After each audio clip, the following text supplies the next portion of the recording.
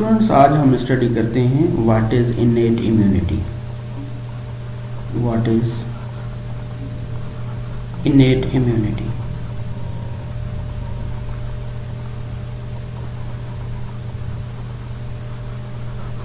तो innate immunity ये जो होती है ह्यूमन बॉडी में, इम्यूनिटी के बारे में हमने पढ़ा है। इम्यूनिटी क्या होती है? ये एक एबिलिटी होती है टू किल द जर्म्स। और ये जो एबिलिटी होती है इम्यूनिटी, इनेट इम्यूनिटी, ये हमारी बॉडी में फ्रॉम द बर्थ मौजूद होती है। फ्रॉम द बर्थ यानी कि जैसे ही कोई ऑर्गेनिज्म पैदा होता है, ह्यूमन बीइंग्स या कोई एनिमल, तो उसमें फ्रॉम द बर्थ ये मौजूद होती है। और उसके अलावा ये जो होती है ये नॉन स्पेसिफिक होती है। नॉन स्पेसिफिक का मकसद ये है कि ये जब भी कोई जर्म बॉडी में एंटर होता है तो उस जर्म को ये किल करती है, हर किस्म के जर्म को, एवरी काइंड ऑफ जर्म। यानी कि अगर बैक्टीरिया एंटर होते हैं तो बैक्टीरिया को भी किल करेंगी, कौन से भी जो भी बैक्टीरिया होंगे, एवरी काइंड ऑफ बैक्टीरिया उसको किल करेंगी। या अगर कोई वायरस एंटर होता है तो उसको भी किल करेंगी। अगर कोई और पैथोजन एंटर होता है तो उसको भी ये इम्यूनिटी किल करती है। तो इसलिए इसको नॉन स्पेसिफिक कहा जाता है। और ये है कि ये दो लाइन ऑफ डिफेंस की बनी हुई होती है। एक होता है फर्स्ट लाइन ऑफ डिफेंस और दूसरी होती है सेकंड लाइन ऑफ डिफेंस। तो जो फर्स्ट लाइन ऑफ डिफेंस है वो दो चीज़ों की बनी हुई होती है। एक होती हैं इनमें केमिकल और दूसरी होती हैं फिज़िकल। तो केमिकल जो होती हैं, या सबसे पहले आ जाते हैं फिज़िकल पे। फिज़िकल जो है वो स्किन है। स्किन एक फर्स्ट लाइन ऑफ डिफेंस है और फिज़िकल एक बैरियर है। उसके अलावा म्यूकस होती है, म्यूकस मेम्ब्रेन होती है।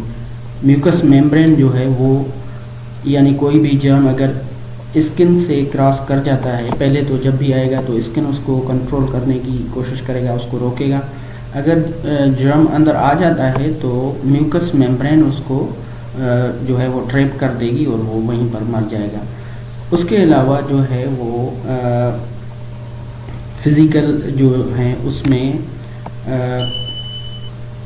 सीलिएटेड एपिथेलियम होता है। एक सीलिएटेड एपिथेलियम ये हमारे नॉस्ट्रल्स में होता है या नेज़ल कैविटी में होता है। सीलिएटेड एपिथेलियम ये भी जर्म्स को ट्रैप करता है। Ciliated epithelium. और दूसरी होती हैं केमिकल। केमिकल्स जो हैं वो जो जर्म को किल करते हैं वो होते हैं HCl होते हैं। और उसके अलावा गैस्ट्रिक जूसेस होते हैं, गैस्ट्रिक जूसेस होते हैं। और उसके अलावा टीयर्स होते हैं या म्यूकस होती है। ये केमिकल्स होते हैं जो जर्म्स को किल करते हैं। और उसके अलावा स्पर्माइन होता है, ये हम आगे जाके सब डिस्कस करेंगे। स्पर्माइन होता है जो सीमेन में होता है, इन द सीमेन। ये सब जर्म्स को किल करते हैं, ये सब केमिकल हैं।